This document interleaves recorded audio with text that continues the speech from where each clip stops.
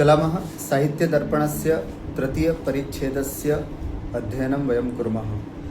शरदिन्दुसुन्दररुचिश्चेतसि सा मे गिरां देवी अपहृत्य तमः सन्ततमर्थानखिलान् प्रकाशयतु। तृतीयपरिच्छेदस्य यान् श्लोकान् वयं पठितवन्तः एकवारं तेषाम् उच्चारणं कुर्मः। अहं वदामि, भवन्तः अनुसरन्तु।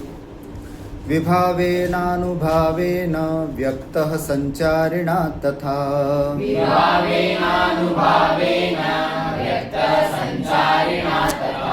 रसतामेतिरत्यादिः स्थायी भावः सचेतसाम्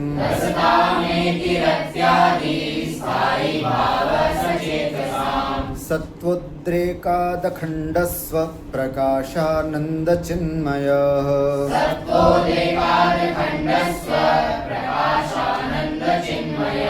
वेद्यान्तरस्पर्शशून्यो ब्रह्मास्वादसहोदरः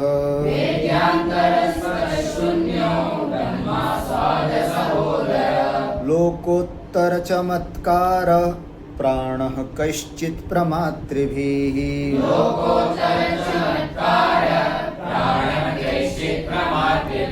स्वाकारवदभिन्नत्वेनायमास्वाद्यते रसः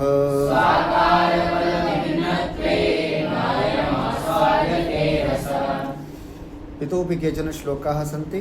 रसे सारश्चमत्कारः सर्वत्राप्यनुभूयते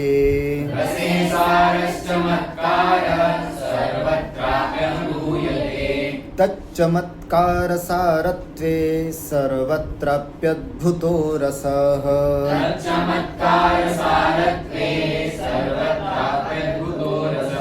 तस्मादद्भुतमेवाह कृति नारायणो रसम्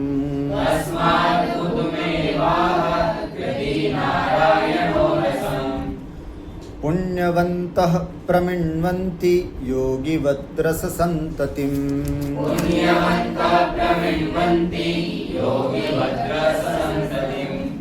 अस्तु। श्लोके स्वाकारवदभिन्नत्वेनायमास्वाद्यते रसः इत्यस्मिन् प्रसङ्गे वयं पठितवन्तः यत् रसः आस्वादनस्वरूपः अस्ति, रसः ज्ञानस्वरूपः अस्ति। गतकक्षायां रसः आनन्दस्वरूपः अस्ति। रसः आस्वाद्यः नास्ति इत्युक्ते आस्वादनस्य विषयः नास्ति। रसः ज्ञानस्य विषयः नास्ति। यत्किमपि रसः आस्वाद्यते, रसः स्वाद्यते इति उच्यते तत् केवलम् औपचारिकम् अस्ति अथवा काल्पनिकं कथनमस्ति अथवा कर्मकर्तरि वा तस्य प्रयोगः अस्ति इति वयं गतकक्षायां विस्तरेण पठितवन्तः।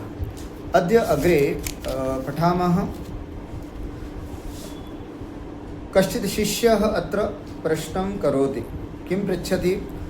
वदन्तु एकवारं। ननु तर्हि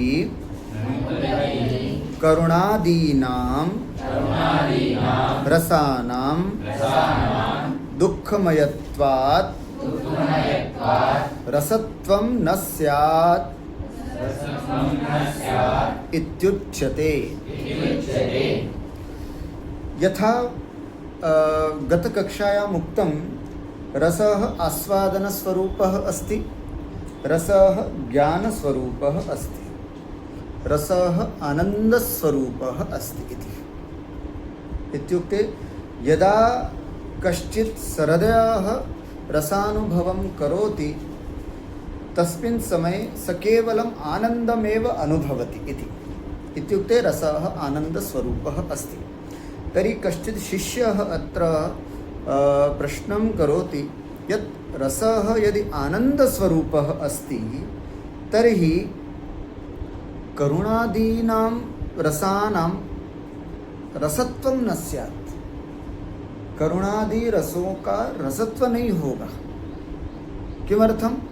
दुःखमयत्वात्, दुःखमय होने से, अर्थात करुणादि रसः आदिपदेन अत्र करुणरसः बीभत्सरसः भयानकरसः इति करुणादि इत्युक्ते नवरसेषु त्रयः रसाः तादृशाः सन्ति यत्र दुःखं भवति खलु।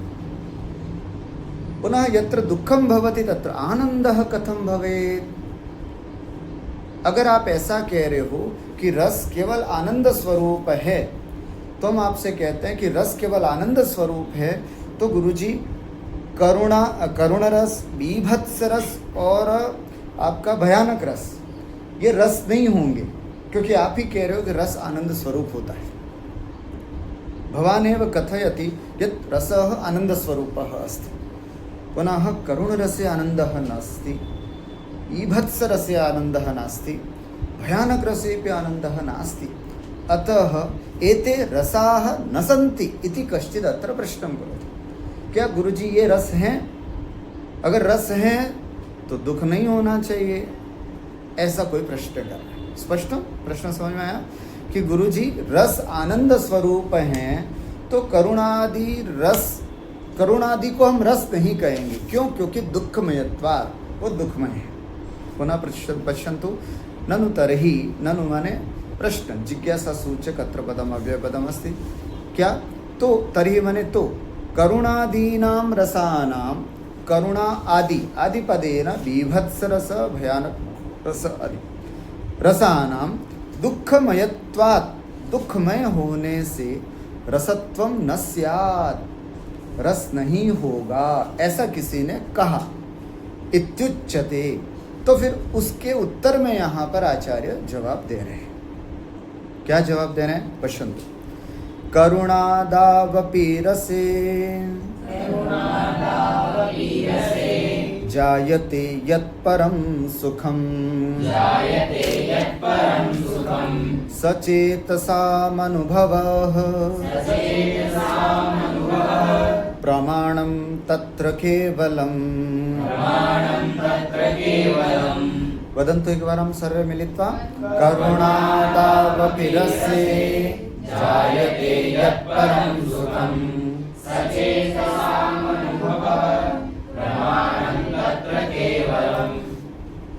रसः आनंद स्वरूपः अस्ति, तर्हि करुणादीनां रसानां रसत्वं नास्ति, यतो हि अत्र दुःखम् अस्ति इति शिष्यः प्रश्नं करोति।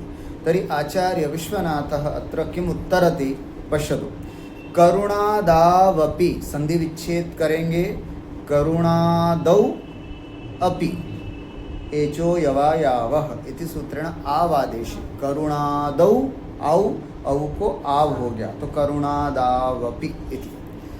संधि विच्छेदः किमस्ति? करुणादौ रसे अपि, करुणादौ अपि, करुणादौ अपि रसे यत् परम सुखम जायते। आचार्य विश्वनाथः किं वदति? करुणादौ अपि रसे, करुणादि रस में भी, अथवा करुणादौ रसे अपि, करुणा आदि रसों में भी यत् परम सुखम जायते, परम नाम अत्यंतम उत्कृष्टम सुखम जायते, इनमें भी अत्यंत उत्कृष्ट सुख होता है। क्या प्रमाण है इसमें? गुरुजी आप ये कैसे कह सकते हो कि करुण विभत्स और भयानक रस में भी सुख होता है? तो प्रमाणम किम अस्ति अत्र? अपरस्मिन् तत्र श्लोकार्धे पश्यतु।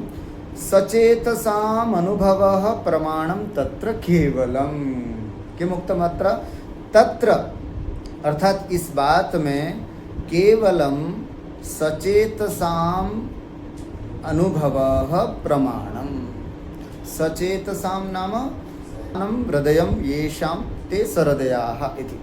सरदयानां, सरदयों का, सचेतसां मने सरदयों का अनुभवः तत्र प्रमाणम। सरदयों का अनुभव ही वहाँ पर प्रमाण कि करुणादि रसों में भी सुख होता है।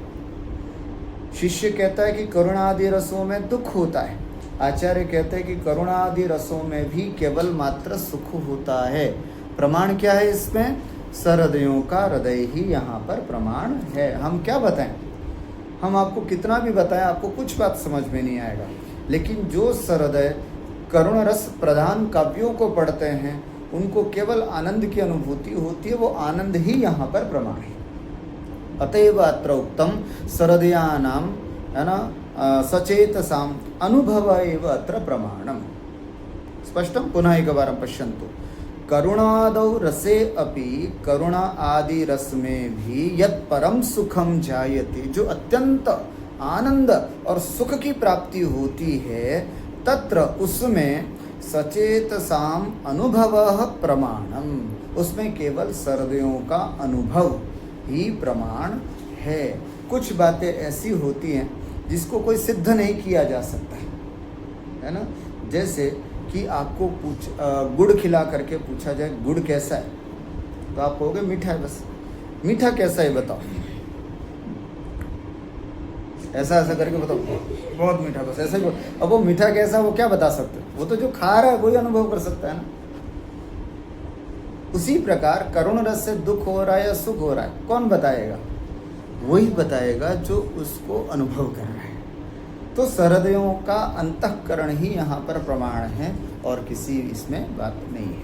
पश्यतु अत्र अग्रे आदि शब्द वदन्तु। आदि शब्दात् बीभत्स भयानकादयः श्लोके लिखितम् अस्ति करुणादावपि रसे इति। तर्हि करुणादौ, करुणादि में शिष्यः पृच्छति अत्र आदिपदेन किं?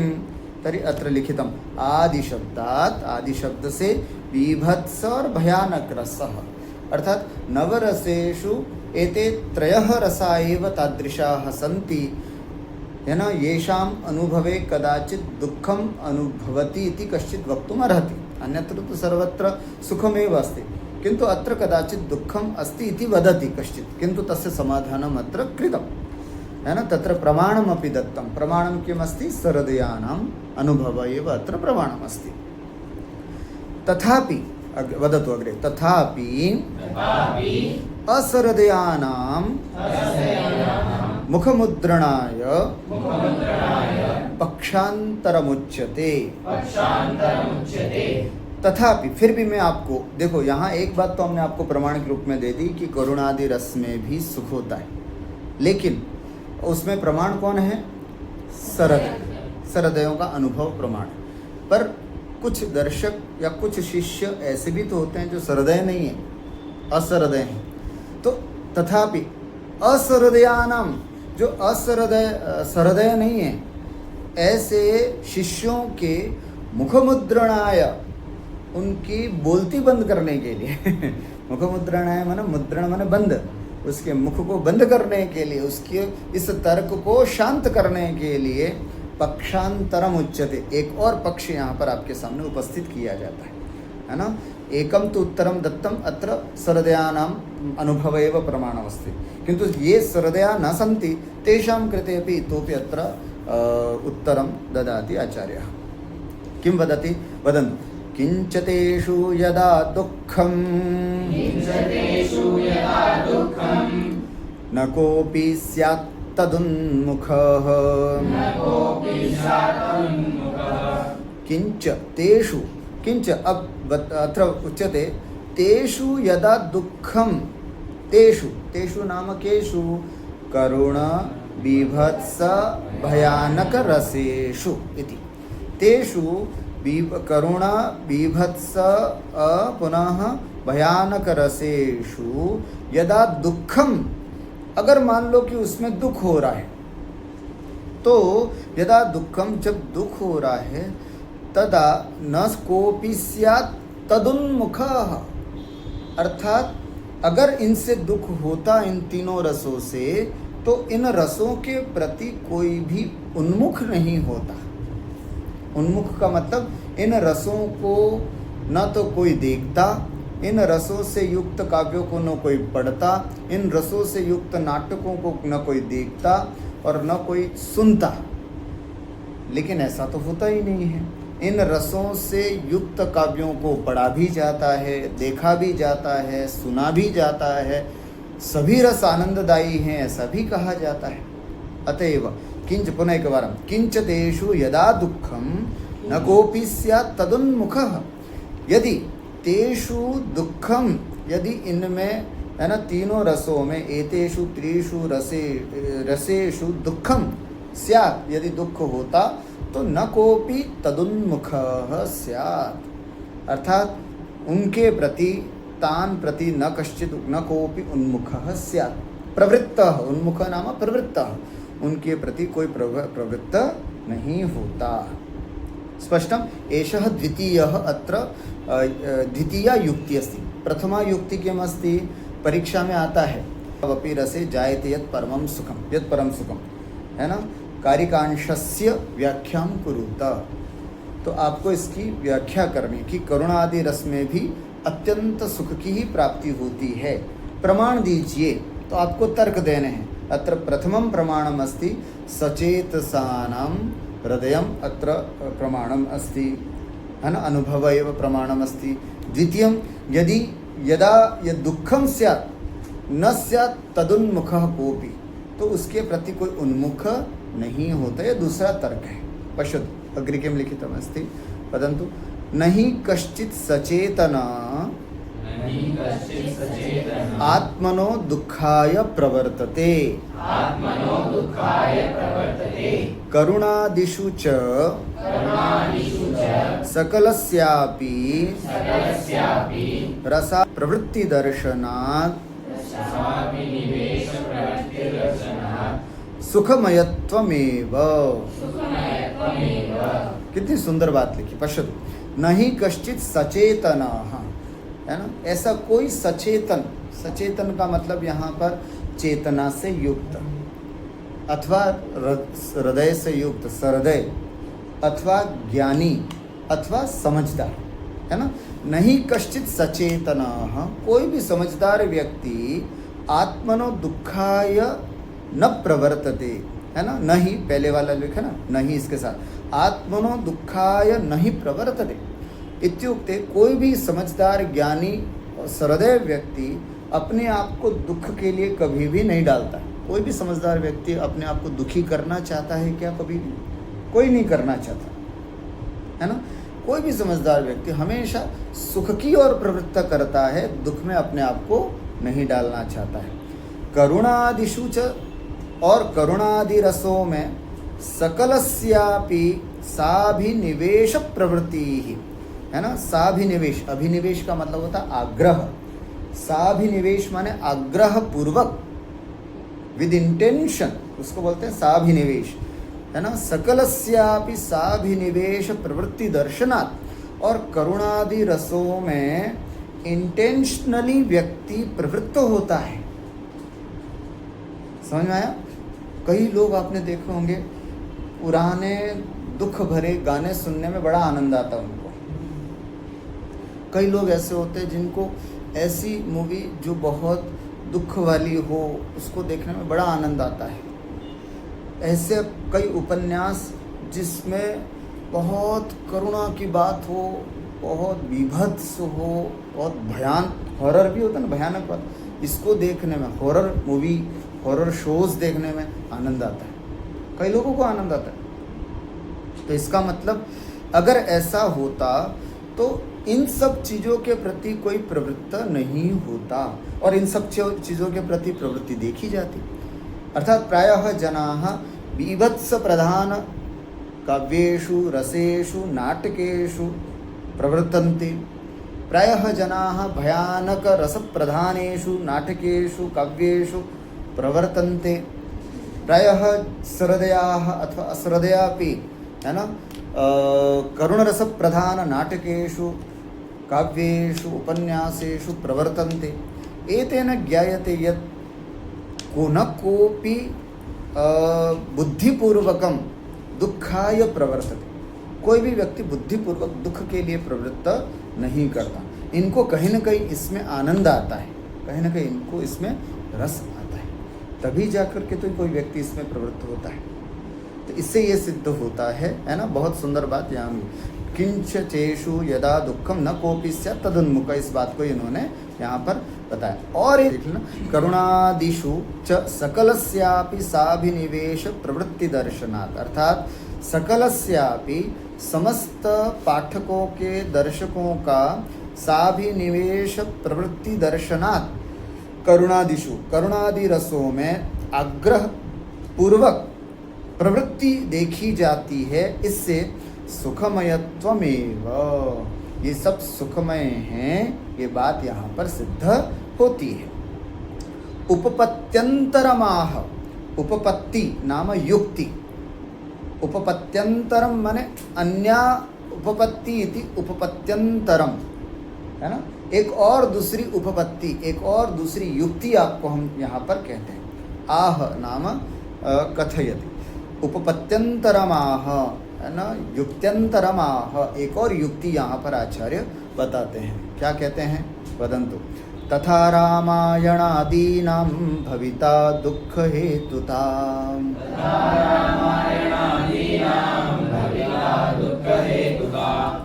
तथा, और अगर आप ऐसा कहते हो कि करुणादि रस जो है वो दुख के कारण है, अगर ऐसा कहते हो तो भाई अनर्थ हो जाएगा। क्या अनर्थ हो जाएगा? रामायणादीनाम दुख हेतुता भविता, ओहो हो, तो फिर रामायण आदि, आदि पद से वे सब नाटक काव्य आ जाएंगे जो करुण रस प्रधान, विभत्स रस प्रधान और भयानक रस प्रधान हैं। वे सभी दुख हेतुता भविता, वे सब दुख के कारण हो जाएंगे। बताओ, रामायण से सुख होता है या दुख होता है? सुखी होता है। कोई भी व्यक्ति दुखी हुआ रामायण को देखने के बाद? कभी नहीं। रामायणं दृष्ट्वा स केवलम आनंदमेव अनुभवति, पुनश्च उपदेशमपि प्राप्नोति। किम उपदेशं प्राप्नोति? रामादिवत् प्रवर्तितव्यं न रावणादिवत्। संपूर्णं काव्यम् अधीत्य सः उपदेशं प्राप्नोति। किम? रामादिवत् प्रवर्तितव्यम, अरे मैं बनूंगा, राम जैसा बनूंगा, सीता जैसी बनूंगी, ऐसा प्राप्त होता है। न रावणादिवत्, अर्थात मैं रावण की तरह प्रवृत्त नहीं होऊंगा। ऐसी प्रवृत्ति केवल रामायण को देखने से प्राप्त होती है। तो कोई दुखी हुआ है क्या आज तक? रामायण को देखने से कभी दुखी नहीं हुआ। अगर आप कहोगे कि करुणादि रस से दुख होता है तो रामायण दुख का कारण हो जाएगा, जबकि ऐसा है नहीं। क्यों? क्योंकि रामायणे कः रसः अस्ति? करुणरसः। रामायणे कः रसः अस्ति? करुणरसः, है ना। महाकवेः भवभूतेः एकं नाटकम् अस्ति, जानाति वा? हाँ, उत्तररामचरितं। तत्र किं कः रसः अस्ति? तत्रापि करुणरसः, करुणरसप्रधानः अस्ति। उत्तररामचरितं चरित पठनेन, उत्तररामचरितं नाटकं पठनेन सुखम् अनुभूयते, दुःखं सुखमेव अनुभूयते, है ना। यह कोपि पठति स सर्वदा वदतु। क्या लिखा है, मतलब ऐसा दुख में करुण रस से भरा हुआ काव्य लिखा, मजा आ गया। ऐसे हम पूर्वमेव उक्तवान्, बागवान मूवी अस्ति खलु, है ना, तद् दृष्ट्वा सुखम अनुभूयते, दुःखम अनुभूयते, सुखमेव अनुभूयते। बार बार उसको देखने की इच्छा होगी कि यार कितनी अच्छी मूवी, ज़रूर देखेंगे इसको। तो ये सब चीज़ें हैं जिन सब करुण रस प्रदान होने के बावजूद भी जिनमें सुख और आनंद की अनुभूति ही होती है। इस तरह से, है ना, 3 तर्क अभी तक दिए आपको, ठीक है।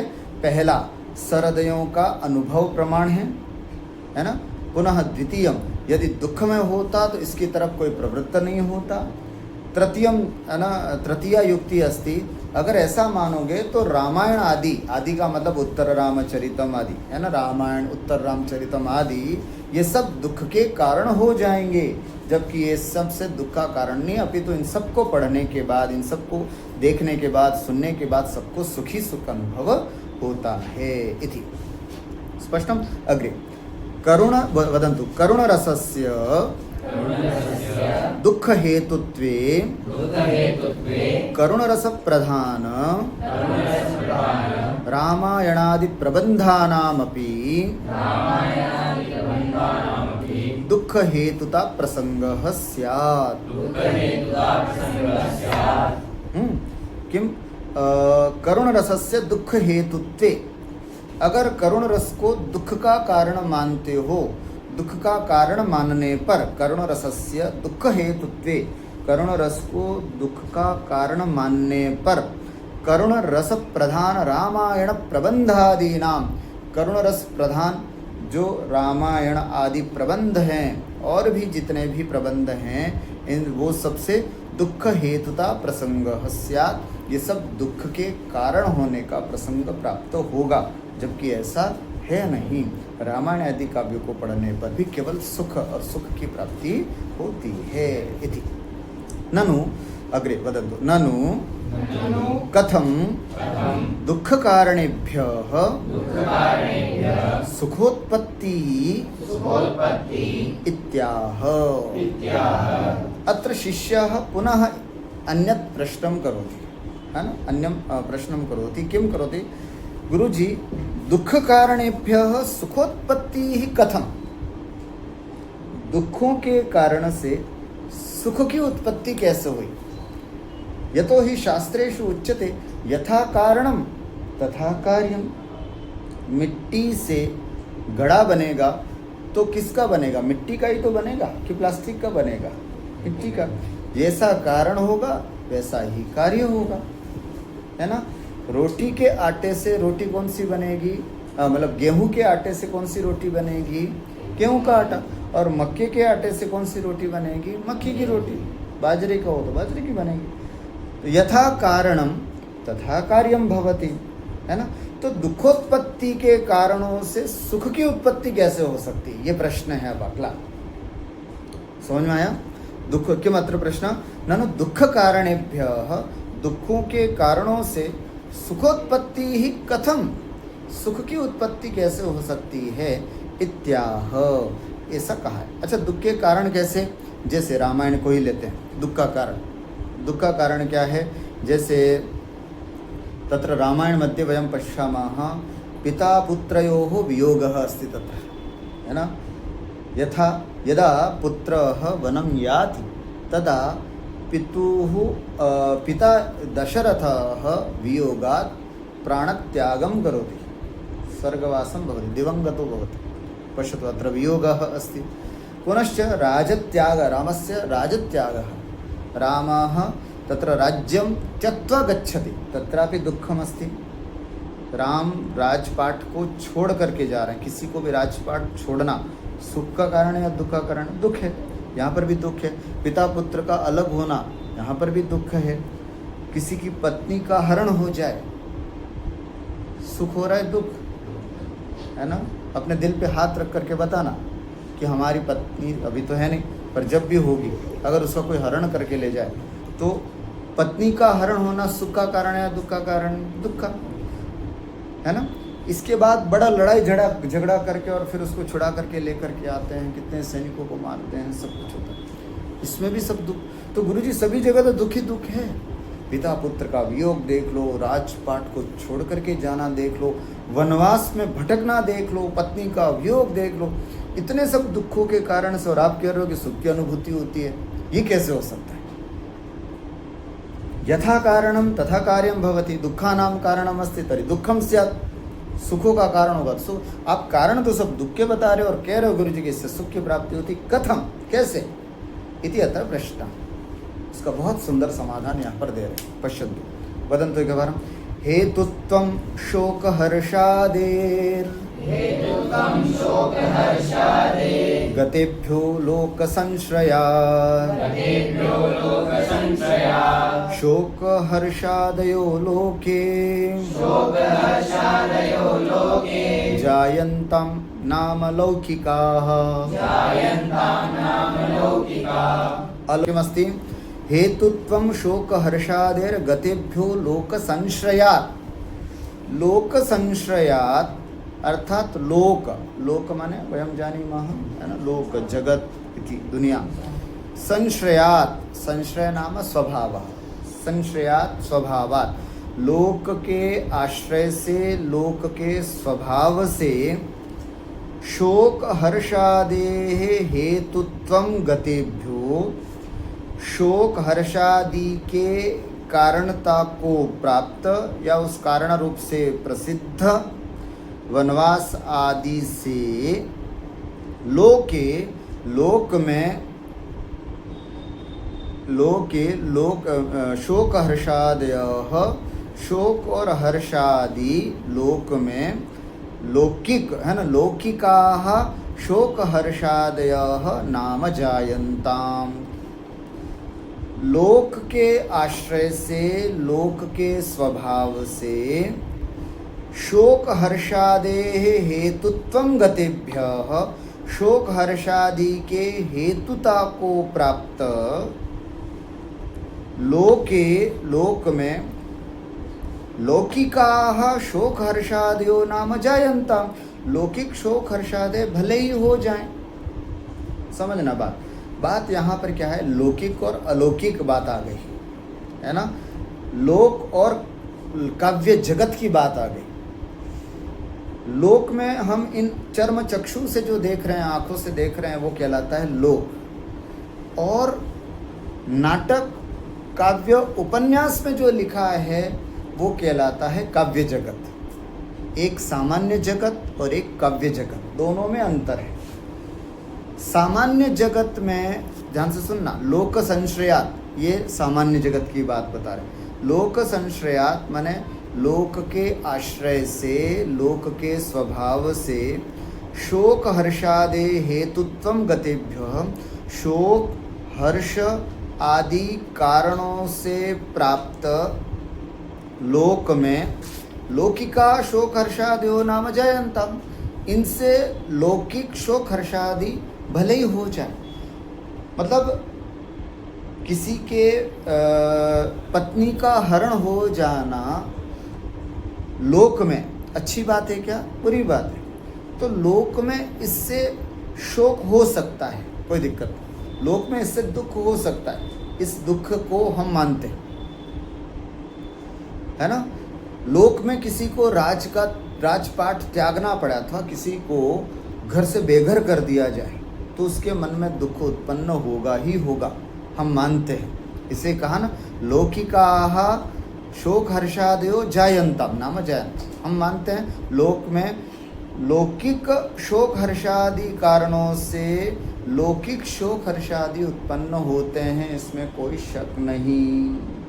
लेकिन दूसरे, अब यहाँ पर काव्य जगत की बात बता रहे हैं। एक बार श्लोक को पढ़ेंगे।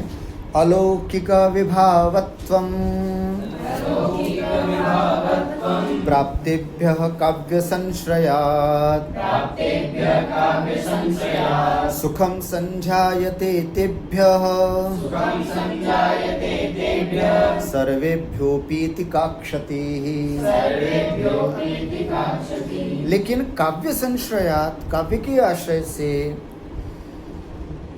अलौकिक विभावत्वं प्राप्तेभ्य, वो शोक हर्ष जो थे ना, वो सब अलौकिक विभाव को प्राप्त हो जाते हैं। तो अलौकिक विभावत्वं प्राप्तेभ्य, वो पहले सब क्या दे, शोक हर्षादेः गतिभ्य, शोक हर्षादि हेतुता को प्राप्त थे। अब काव्य के आश्रय से अलौकिक विभाव को प्राप्त हो गए। हम पूर्वमेव उक्तवान्, लोके कारणं यद् भवति काव्य जगति विभाव इति पदेन उच्यते। लोके कार्यं भवति काव्य जगति अनुभावः उच्यते। तदेव लोके सहकारी कारणं भवति काव्य जगति संचारी भावः उच्यते। तो लोक में दुख के कारणों से दुख हो सकता है, लेकिन काव्य संश्रयात्, काव्य के आश्रय से अलौकिक विभावत्वं प्राप्तिभ्य, वही शोक और हर्ष जब अलौकिक विभाव को प्राप्त होंगे तो तेभ्यः, उनसे सर्वेभ्योऽपि सुखम संजायते, सभी को उनसे सुख की ही प्राप्ति होगी। इति का क्षति, ऐसा मानने पर हमें क्या दुख है। आया कुछ समझ में? थोड़ा सा और प्रैक्टिकल हम आपको बताते हैं, है ना, थोड़ा सा और प्रैक्टिकल कि अगर सामान्य रूप से इसी को ही ले लेते हैं, है ना, कि अगर आपके पड़ोस में किसी की मृत्यु हो जाए, है ना, आपके पड़ोस में अगर किसी की मृत्यु हो जाए तो आप उसके घर पर जाएंगे, स्वाभाविक है, और फिर उसको सांत्वना भी देंगे, और जब वो रो रहा होगा तो आपको भी दुख होगा और आपकी आंखों से भी आंसू आएगा। वहाँ दुख हुआ या सुख? दुखी हुआ निश्चित रूप से। कब? जब आप अपने पड़ोस में गए और उसको दुखी देखा, आपको दुख हुआ। किंतु जब आप कोई ऐसी मूवी देख रहे हैं जिसमें किसी नायक के पिता का मरण हो गया, तो वहाँ दुख होगा या सुख का अनुभव होगा? वहाँ सुख ही होगा। क्या होगा वहाँ पर? आपको सुख ही होगा। किसी भी नायक के पिता का मरण होने पर कोई भी रिमोट से टीवी बंद कर देता हो? आज तक मुझे बताओ, करता है कोई? अरे यार दुख हो रहा है मुझे तो बंद कर देता हूँ, ऐसे। बल्कि आप तो और ध्यान से देखो, बाप रे गजब यार, ऐसे करके खुद आंसू बहाओगे और खुद आपको ऐसा लगेगा, और खूब मतलब अंदर से आनंद की उत्पत्ति।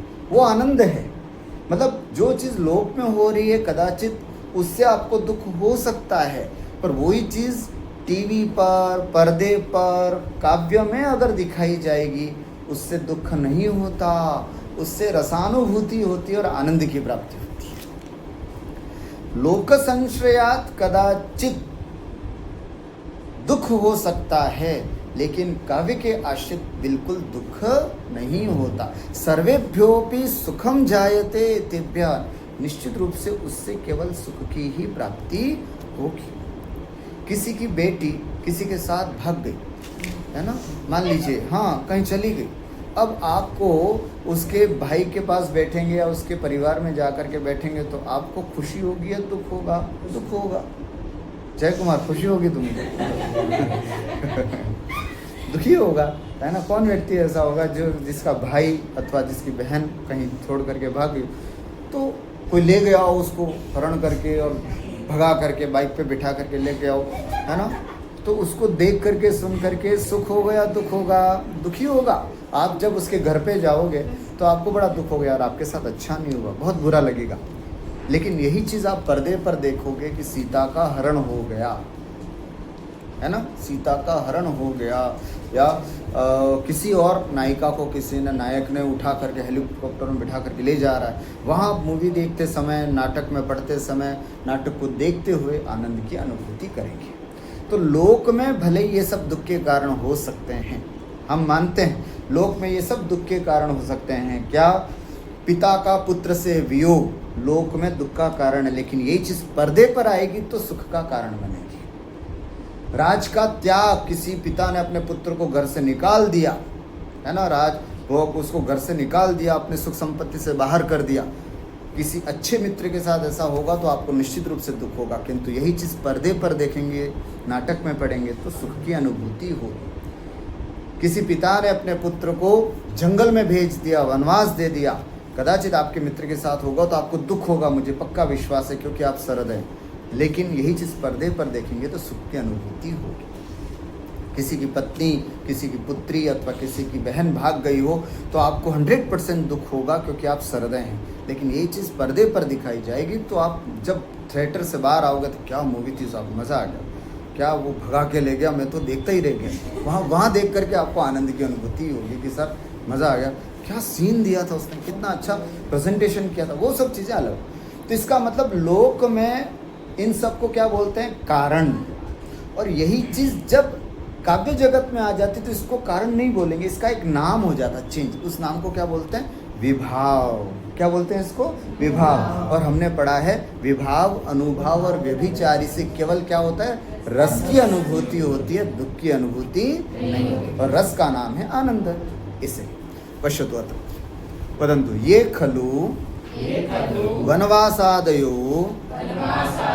लोके दुख कारणानि इत्युच्यन्ते ते एव हि काव्य नाट्य समर्पिता अलौकिक विभावन व्यापारवत्तया कारण शब्द वाच्यताम विहाय अलौकिक विभाव शब्द वाच्यत्वम भजन्ते। अब इस पूरे श्लोक की बात को बहुत अच्छे से इस वृत्ति में समझा। पश्यन्तु ये खलु वनवासादयो लोक्य दुख कारणानि इत्युच्यन्ते। जो वनवास भेजना, पिता को अथवा उसको राजगद्दी से अलग कर देना, मतलब पत्नी का हरण हो जाना, लोक में दुख कारणानि इत्युच्यन्ते, ये लोक में सब दुख के कारण कहे जाते हैं। ते एव ही, यही इन सब चीज़ों को काव्य नाट्य समर्पिता, और यही सब चीज़ें काव्य और नाट्य में समर्पित हो जाएं, काव्यों में लिखा जाए या नाटकों में जब दिखाया जाता है तो अलौकिक विभावन व्यापारवत्तया, ये सब अलौकिक व्यापार के वश होने से कारण शब्द वाच्यताम विहाय, ये सब अब कारण शब्द वाच्यता, मतलब इन सबको कारण शब्द से व्यापार या व्यवहार नहीं करके अलौकिक विभाव शब्द वाच्यत्व, ये सब क्या कहलाएंगे? अलौकिक विभाव के रूप में इनको जाना जाएगा। इनको अलौकिक विभाव वाच्य से, अलौकिक विभाव शब्द वाच्य से ही भजन्ते नाम ज्ञायन्ते। तेभ्यश्च, बोलो तेभ्यश्च सुरते दंतघातादिभ्य इव सुखमेव जायते। ओहो, कितने अच्छी बात। और तेभ्य, और उन सब से कैसा? सुखमेव जायते, अर्थात सीता, मतलब पत्नी का हरण देख लो या वनवास भेजना देख लो, इन सब से जितने भी ये वनवास आदि चीज़ें हैं लोक में भले दुख के कारण हैं, लेकिन इन सब से सुखमेव जायते, काव्य में तो सुख ही होता है। कैसे? जैसे एक उदाहरण के रूप में दिया है कि मान लीजिए सामान्य रूप से लड़ाई झगड़ों में अगर कोई किसी ने आपको काट लिया, किसी से झगड़ा हो रहा है आपका और किसी ने आपको नाखून लगा दिया तो गुस्सा आएगा बड़ा आपको, स्वाभाविक है। जब आप किसी के साथ हुए तो लड़ाई झगड़े में इस तरह से गुस्सा आना है, स्वाभाविक है। लेकिन सुरते, किंतु जब नायक नायिका जब रति क्रीड़ा करते हैं, है ना, जब सुरत क्रीड़ा करते हैं तब दंतघातादिभ्य, तब वो दंत से क्षत होना या नख क्षत होना, इनका दंत का घात होना या नख का क्षत होना, ये सब वहाँ पर सुख का ही कारण होता है। उसी प्रकार वनवास आदि भले ही लोक में दुख के कारण हो, लेकिन वनवास आदि से काव्यों में केवल सुख की ही प्राप्ति होती है। वदन्तु अतश्च लौकिक शोक हर्षादि कारणेभ्यो लौकिक शोक हर्षादयो जायन्ते इति लोके एव प्रतिनियमः। लोक एव अत्र संधि विच्छेदं कुर्मः तर्हि लोके एव इति, है ना। क्या कह रहे हैं? अतः, इस कारण से, बहुत सारांश रूप में इस बात को कह रहे हैं। क्या कह रहे हैं? लौकिक शोक हर्षादि कारणों से लौकिक शोक हर्षादि कारणों से लौकिक शोक हर्षादि होते हैं। लौकिक शोक हर्षादि के जो कारण हैं, इनसे लौकिक शोक हर्षादि उत्पन्न होते हैं। इसमें कोई हमारा ऑब्जेक्शन नहीं है, कोई हमसे बाधा नहीं। पर ये नियम लोके एव, ये नियम लोक में ही देखा जाता है। लौकिक दुख के कारण से लोक में दुख होता है, लौकिक हर्ष के कारण से लोक में हर्ष होता है। लेकिन सभी सुख दुख कारण जब नाटक और काव्य में देखे जाते हैं तो उनसे तो केवल मात्र एक ही चीज़ होती है। क्या? सुख, सुख और सुख की ही अनुभूति होती है। क्या लिखा है आगे? बदल काव्ये पुनः सर्वेभ्योऽपि विभावादिभ्यः सुखमेव जायते इति नियमात् न कश्चित् दोषः। लोक में आप देखोगे हर्ष के कारणों से तो आपको हर्ष हो रहा है, दुख के कारणों से आपको दुख हो रहा है लोक में। लेकिन काव्य जगत में चाहे वो हर्ष का कारण हो, चाहे वो दुख का कारण हो, सभी कारणों से, ये सब कारण नहीं, इन सबको हम क्या बोलेंगे? विभाव बोलेंगे। और इन सभी विभावों से जो रसानुभूति होती है, उस रस से केवल केवल और केवल सुख की ही अनुभूति होती है, कोई दुख वहाँ बिल्कुल नहीं होता है। अगर इस नियम को हम मानते हैं तो न कश्चित दोषः, किसी भी प्रकार का दोष यहाँ पर नहीं होता है। अस्तु, अद्य एतावदेव। पुनः इतोपि अत्र अग्रे अस्ति विषयः, बहु सम्यक् अस्ति, किन्तु अग्रिमकक्षायाम् एतत् वयं करिष्यामः। अद्य एतावदेव, कृत्वा विरमामः।